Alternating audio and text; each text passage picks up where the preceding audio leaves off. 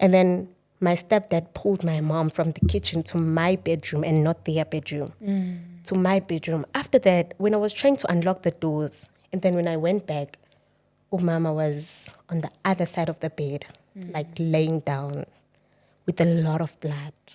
Welcome to the Safe Space Chats podcast with Madam Speaker. My name is Perseverance Maremeni, also known as Madam Speaker, also known as the CEO of Self-Love. If you're joining for the first time, welcome to the family of healing, self-love and motivation. And if you're returning, thank you so much for the continuous love and support that you are showing us. I just want to send a special shout out to our partners, E2 Hair Studios for this beautiful crown, Crowned Lioness for this beautiful outfit, Betches in the Lodge, and also Hydro Quench.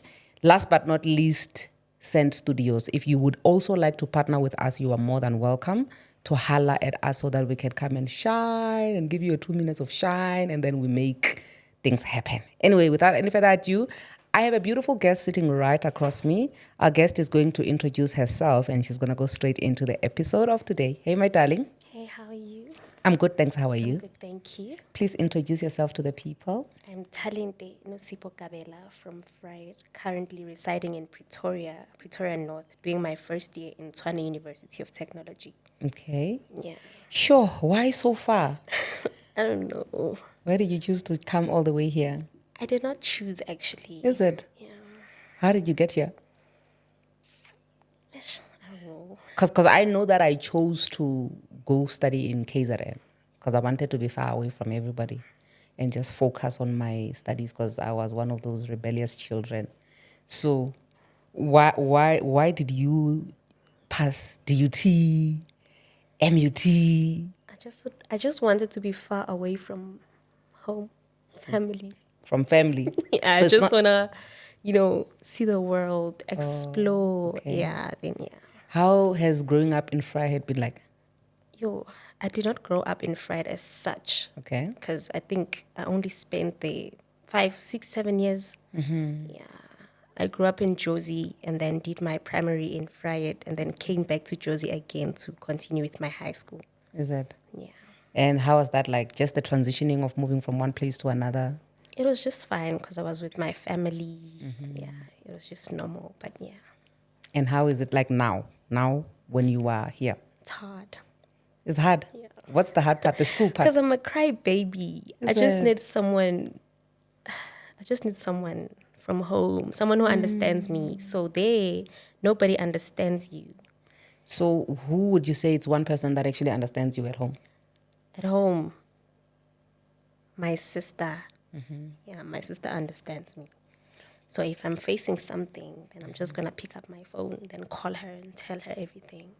But at least you can virtually still be able to get a hold of her. Yeah. So that's better than nothing. Yeah, it's better than nothing. Okay.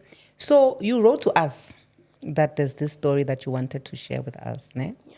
Yeah. I would love for you to just share the story, be free, You are safe. This is the Safe Space Chats podcast for you to actually share with us your story. Okay. So I'm just going to start when it happened. It was 2019 and I was 15. Okay. Turning 15, actually. Mm-hmm. It was on September. It was just me, my mom, and my stepdad. Okay. Yeah, because I didn't live with her, but usually I went there for visits. Okay. Yeah. Who did you stay with? With my other, I don't know if I should say sister or auntie. Okay. It's a relative. She's a relative. Okay. I used to call her my sister, but she's my auntie, actually. Oh, okay. Yeah, just because she's young. So I feel like when I say auntie, it's... Yeah, at least you're of age, Yeah. Yeah. But before we get to the actual story, do you mind sharing how you got to stay with that person specifically and not your mom the whole time?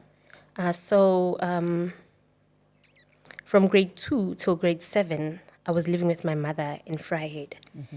And then she decided that I should go to Johannesburg for better education because there was this school that was famous, Providence Academy. Okay. Yeah, it has the best education. So she decided that I should go there just to get proper education because she didn't prefer any school at Vryheid. Okay. So that is why she decided to send me to stay with my sister. Oh, okay. Yeah. So because obviously when you're not staying with somebody full time, your relationship would not be like with somebody that you stay with full time. How was your relationship like with your mom? during this time when you're not staying with her, but you only go to visit? Yo, my mom was so strict. Sure. Ish, whether I'm here or there, it's the same. She was so strict. So strict. But yeah, it was a good relationship. Ne. Yeah. Do you have any siblings? Nope. Don't have any siblings? The only child. Ne? She wanted to make sure that no mistake with no trial and errors here. Yes, yeah. So, Okay. Okay, you can take us through the day, this fateful day. Okay, it was on the 29th of September 2019. Yeah. I went there. Actually, the schools were closed for, I think, September, that term 3. Then I went there to be with my mother. It was just a normal day. Nothing was off. We woke up in the morning. It was my day to prepare them breakfast because we had duties when I was around. And then decided to make breakfast for them. It was just fine. And then my stepdad borrowed my mom's phone. I was the one using the phone. Okay. He borrowed the phone, and then my mom was like, "Why are you borrowing my phone?" And then he said, "No, I want to send music." Then my mom was like, "Okay, fine." But you could see that she's a bit skeptical about it. Okay, and then I decided to give him the phone. He took the earphones, plugged, and then I did see that there was an unusual app on my mom's phone. Okay. But I did not notice because I was young, so I don't know. It was a call recorder. Oh, so okay. he was recording my mom's call. Sure. Without her permission, without her knowing. But he didn't look like a violent person. Okay. Yeah. He was good, actually. So I don't know what happened that day. How long was your mom married to this guy? They were not married. Okay, they were just dating. Yeah, they were just dating. Okay, but how long was he in your lives? They dated, I don't remember which year, and then they broke up and then went back together. I don't know when. Okay. We didn't usually speak about those. Oh, yeah, okay, those it was just a thing conversations. of, okay, Usman Mani is back. And then, he's going to be the father to you. Pelela lap. So we Okay. didn't go deeper about those things. Okay. Yeah. So then maybe he listened to a call. I don't know whose call, who my mom was speaking to. But that situation started there. After that, he became so angry, like very, very angry. Through my mom's phone, at me, actually. At me. And then he stood up, indli yonke, like ups and downs. We didn't understand ukuthi ufunani, ucingani. But I think it was anger. And then after, he took a pot, afaka amanzi, and then afaka impuphu ngathi he wants to cook porridge. Yeah. And then he took Ratex, and then afaki Ratex lapaya, and tried to drink. He tried to kill himself. And then Momo like, stop this. I don't like it.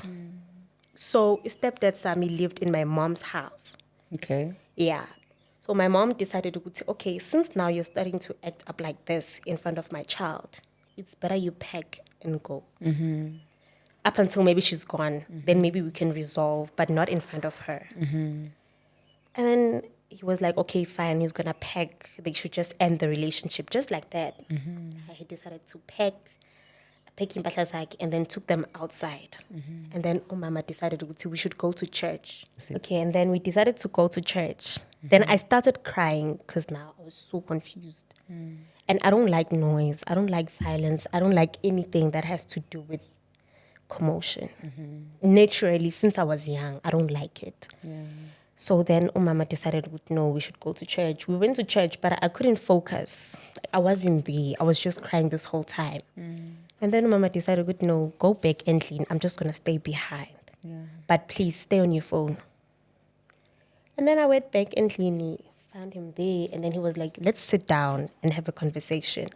And I was like, oh, Mama, uthengi mncane, so you shouldn't say anything to me. But if you feel like there's something you need to say, utshelu mama. And then he was like, okay.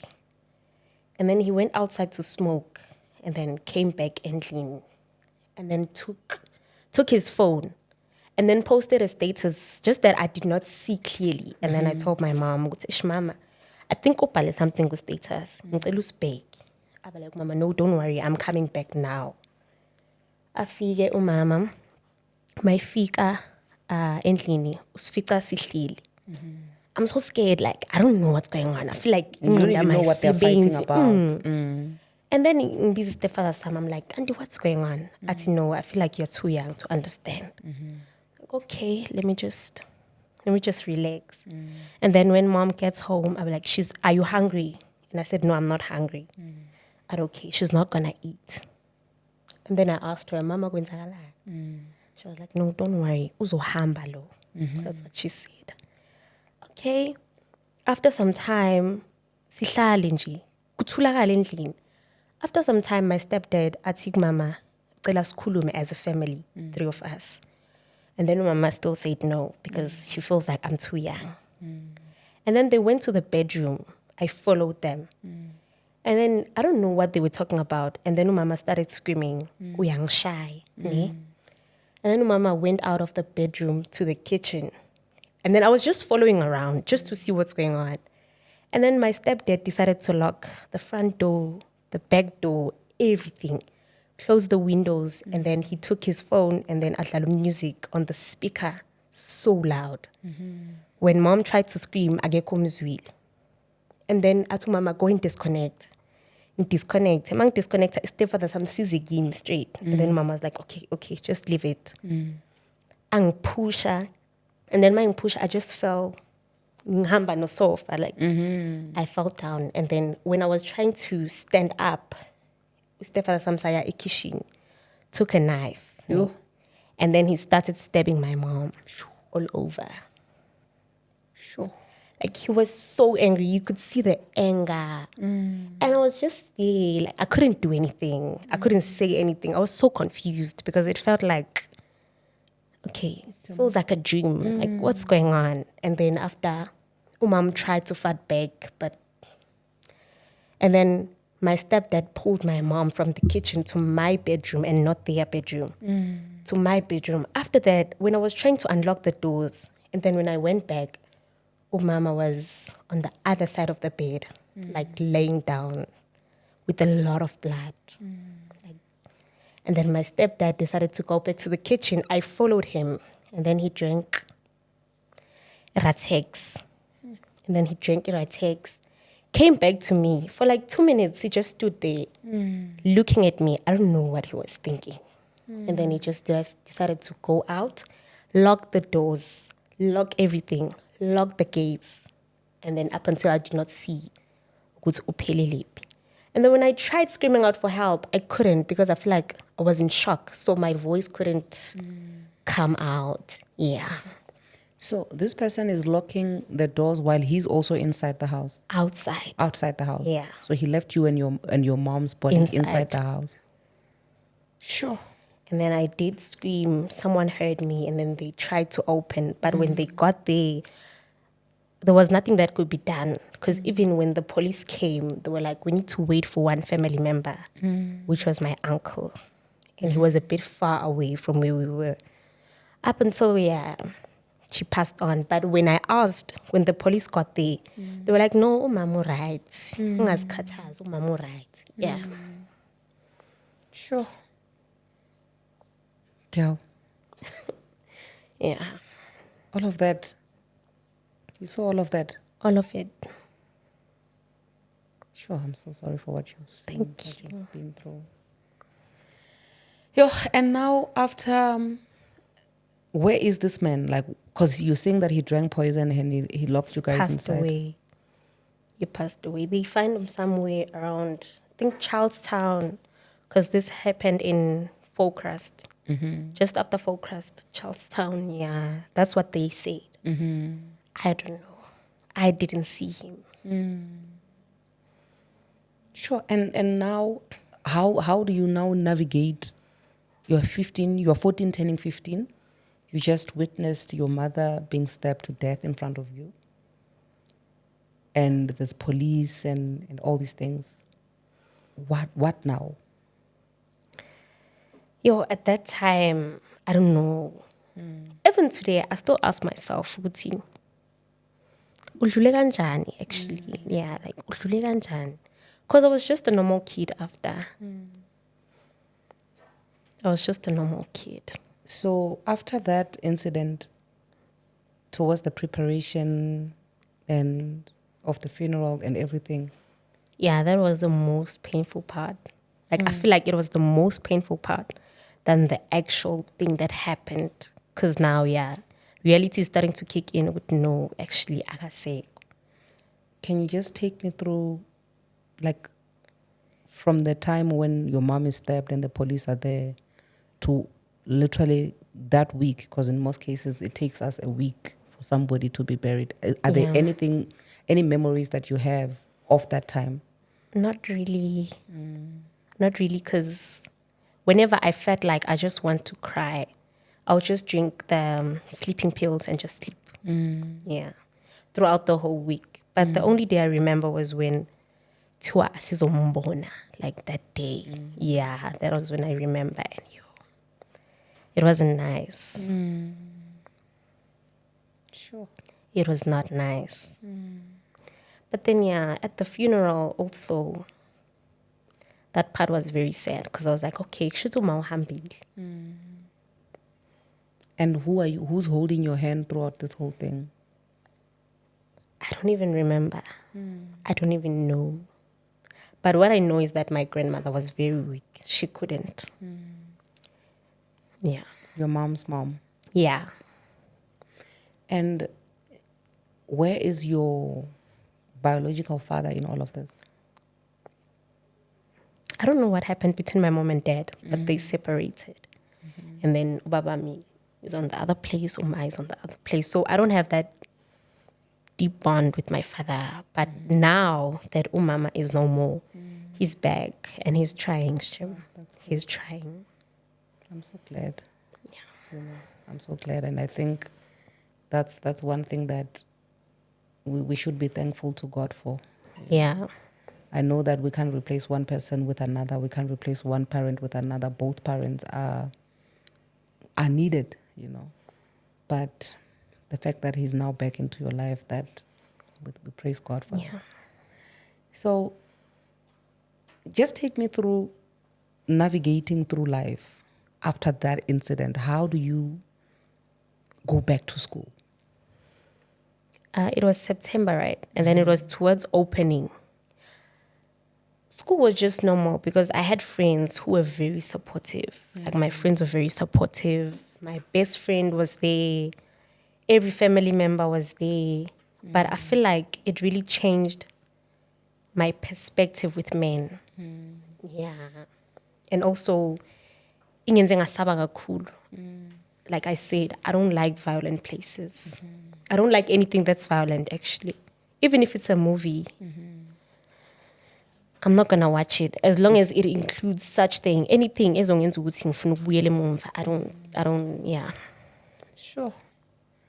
And how does that then, in general, how do you feel about interacting with men, you know, or in relationships, even if in friendships with male people? I don't have male friends.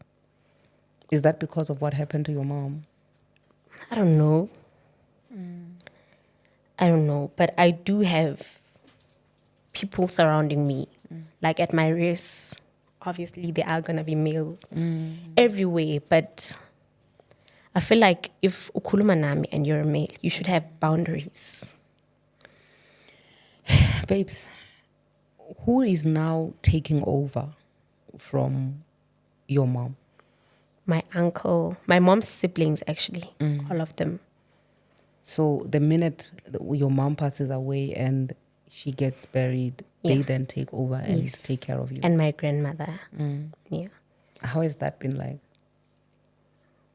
Very good. And I appreciate so much because I was enrolled in a private institution since. But then when mom passed on, nothing changed. Sure. Yeah. Nothing changed. They were there for me. Even today, even if I need anything, I'm just going to tell one of them. And definitely they are going to make a plan about it. Sure. You know, I think also there's one thing that we don't speak about a lot, and that's the fact that when you don't have a mom, you know, in most cases it's when people don't have a mom. Yes, even when they don't have dads, but from time to time we always speak about how people who don't have moms are spoiled brats of the world and they feel like they want to be treated special by everybody. True. But I strongly believe that sometimes we make it difficult for people to support us. For somebody who has lost a mom and is as young as you are, how would you say you become of help to the people who are actually your now guardians, right? Your guardians, to say, how do you make it easy for them to take care of you and not become like a problematic Yeah. person towards them? Firstly, I don't demand. I don't demand. If I need something, I am going to ask in advance.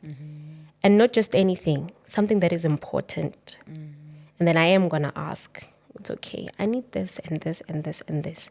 And if imalaiko, I am going to understand. I'm not going to get angry. I'm not going to feel sad. I'm not going to be like, "Ish ugubu mamu khona." I don't have that mentality. I believe ukuthi they will help me. Mabithola mandla. Yeah. Sure. I think that's a big lesson there. Yeah. It's a big lesson because, I know that a lot of these things, we do them from a point of hurt, but we're not doing ourselves any favors by just, demanding and throwing tantrums and all that stuff. So I think that's a big lesson that a lot of people can learn from you. I want you to touch a bit on just the healing journey part of it, because we're talking about you being able to get the support financially and just having, your mom's siblings around. But when it comes to the traumas which were instilled or inflicted in you from that day, to you maybe forgetting some of the things because of just the traumas themselves. Like sometimes you just shut down and you don't remember some of the things, and they only come as triggers as you grow older, right? As young as from 15, you're still very young even now. How have you been navigating all of that? I feel like the more I grow, the more now reality kicks in. Because when I was young, I didn't put much attention to it. But this year, that's when I saw, no, actually, I'm not healed. I was just ignorant. Brushed the situation aside with, kuyenzeka, sonke sibhekana nezinto. But now, yeah, this year actually, because it even got to a point where I had to cut myself.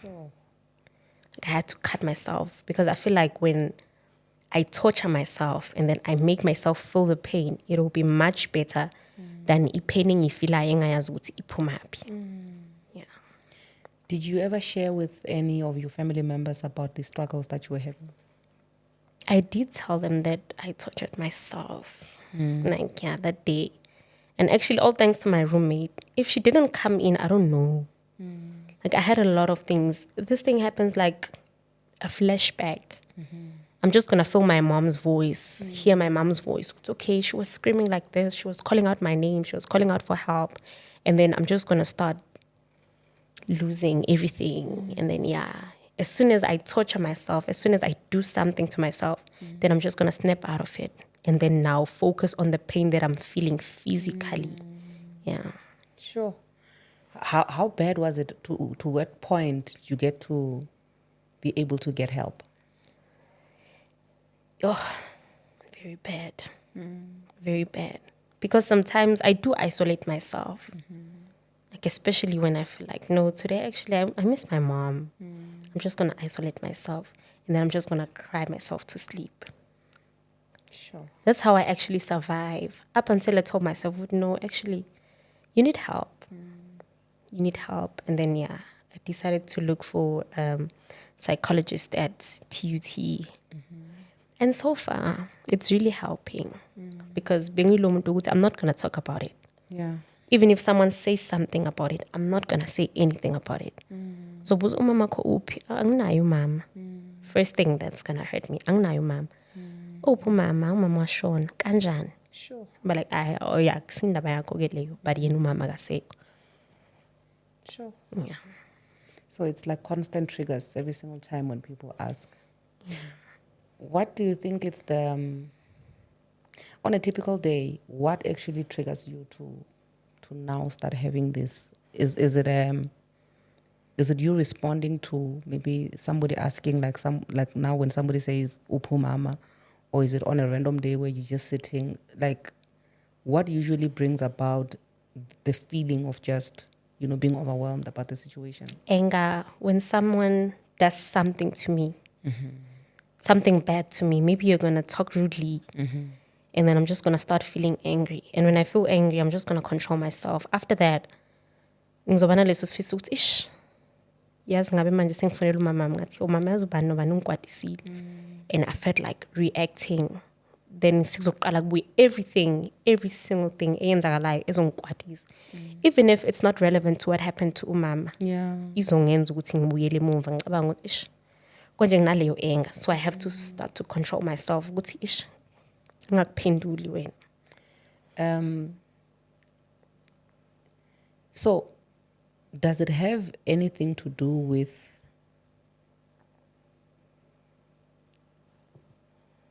you see, the thing is, my therapist always tells me that when you are mentally ready to face a trigger, it's only then that these things start kicking in. Meaning that when you were younger, your body itself will protect yourself from being able to have these things coming back, the flashbacks and all that stuff, because it cannot handle it. But as you grow older, you start having, whenever these triggers come, it's when now your body is ready to actually deal with them.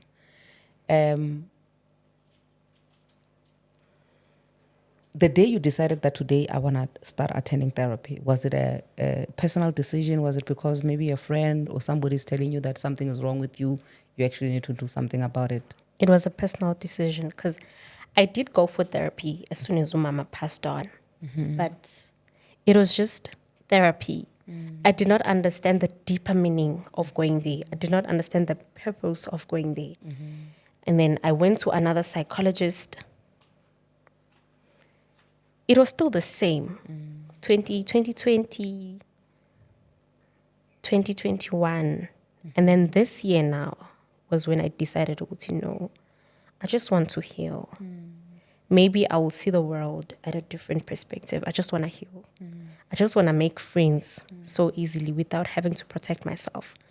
Because everything I do, I just protect myself. Even if something is bad, I'm just going to make sure that I'm protected. I don't care what happens next. Sure. I'm so happy that you actually, decided to embark on this healing journey. How has it been like? Because I'm trying to figure out already getting help, from healing from everything that you've been through. Does it only require one person? Is it two people? Is it three people? When you sat and started having these conversations with professionals, how has that been like? It has been helpful so far because it has given me the courage to actually tell my story. And I feel like the more I talk about it, the better it becomes. Yeah, because my next question was that, to say, what is the main reason why you wanted to share your story? Because, almost everybody's gonna... Yeah, because I know the more people I tell, I'm just gonna see, no, I'm not alone in this. Yeah. And it heals me. Every single time you share. Yeah. Sometimes I cry, sometimes I don't. But when I don't, it stresses me because I know that I'm a crybaby. So why am I not crying? Does it mean I'm healing? Healing is not linear, right? Yeah, healing is not linear. You will shock yourself every single time. One day you will cry over one thing and tomorrow you don't cry, but the following day you still cry again over the same thing. So all I can say is you need to be patient with yourself, and understand that there's no formula to healing. You should be able to allow yourself to go as it comes. You take it in as it comes, not in a specific manner or a pattern. It's not going to come in that form. And your family, how do you feel about them actually knowing that you're sharing this publicly? I know they're proud. They're going to be proud. Yeah, they're going to be proud. Yeah. Especially my grandmother. Because she doesn't like talking about this. Yeah. Like, it hurts her so much. Even today. Everyone, actually. Her siblings, everyone. So, my baby wona mina vele. Babona mama. Mama, kufana no mama. But the one thing I need to make sure of is that I make her proud. Yeah, and I know by doing this, she is proud. Sure.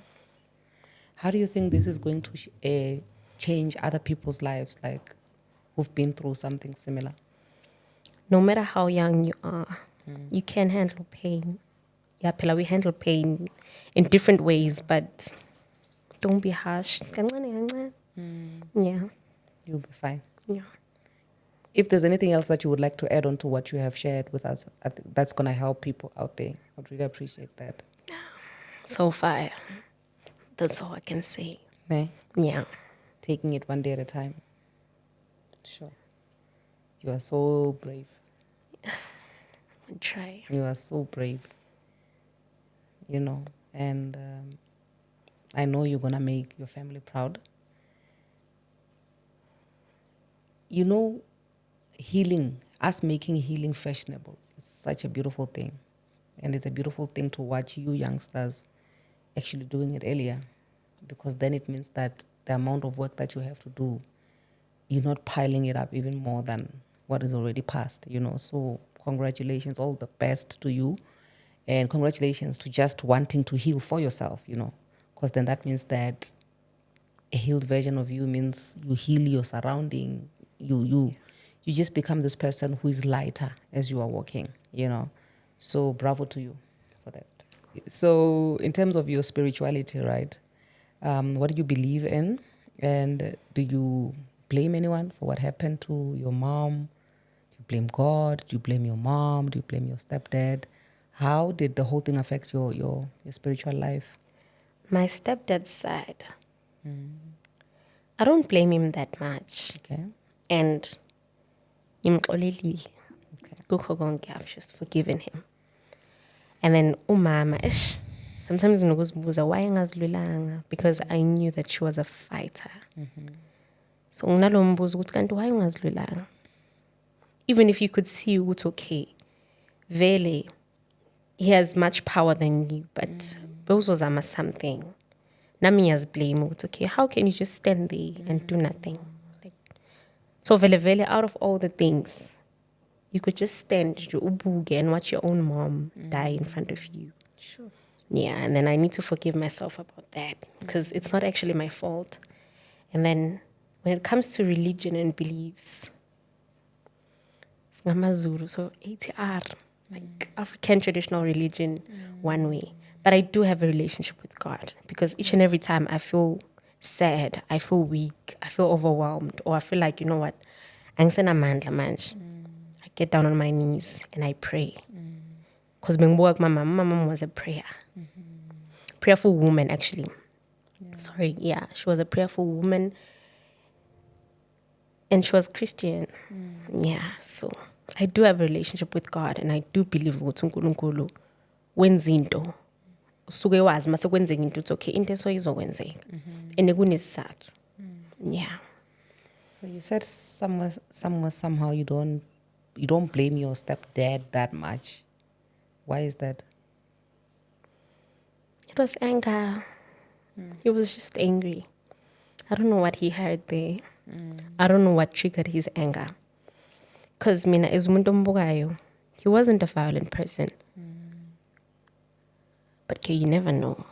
Because really, I'm a child, so I don't know what happened behind closed doors. Maybe umama knew it's okay. He's abusive. And I didn't know because umama bengengazangitshela ukuthi no, your stepdad is actually abusive. Yeah. What would you say to parents of youngsters like yourself who are just not getting along, you know, because just the relationship maybe is not working out and stuff? Would you say that, I don't know, stay? Or that is the danger of that could actually lead to what happened to your mom? Do you feel like what happened to your mom could have been avoided besides the fact that you wish you had power to fight for her, you wish she fought for herself? What else do you feel like could have been done? Maybe if she knew, let's say she knew that my stepdad was abusive, she could have done something from day one, or maybe specifically that day. If she knew to know he's abusive, I don't go back to the house because I know that I'm the reason she came back. Because from the first place, ukuthi asasamsesontweni, maybe she felt safer in church than endlini. So she could have avoided ukuthi angabuyi or angitshela ukuthi asikwazi ukuya endlini. Let's get somewhere safer. Because she had friends around. So yeah, she could have avoided everything. Sure. Yeah, you know, I think there's still a lot of work that needs to be done, but you have started the work, you know. You've started the work, and surely I believe that literally the big portion of it, you've already done it. And I'm so proud of you for that. Thank you. Yeah, I don't know if there's anybody who knows more than us who would like to actually reach out to see how they can offer you help and support. But obviously they will reach out to us. Before we do the parting words, where do the people get a hold of you? Are you a social person, or Yes, I am. You are. I am. Okay. I love singing, actually. So Is it? I know that one day I'm just gonna get there. Yeah, not now. For now, I'm focusing on my studies. It's going down, but yeah, I have TikTok. I'm on Facebook, but not really active because my account was once hacked, and Plus, apparently, you guys say Facebook is for us old people. yeah. So yeah, Yeah. I'm on TikTok actually. Most times I'm on TikTok. Are you singing there on TikTok? Maybe one or two videos there. Yeah. Okay. Well, that's good. Any parting words in closing? I just want to thank the opportunity. Like, it feels so great. I feel so relieved at some point that, okay, now I've faced one of my fears.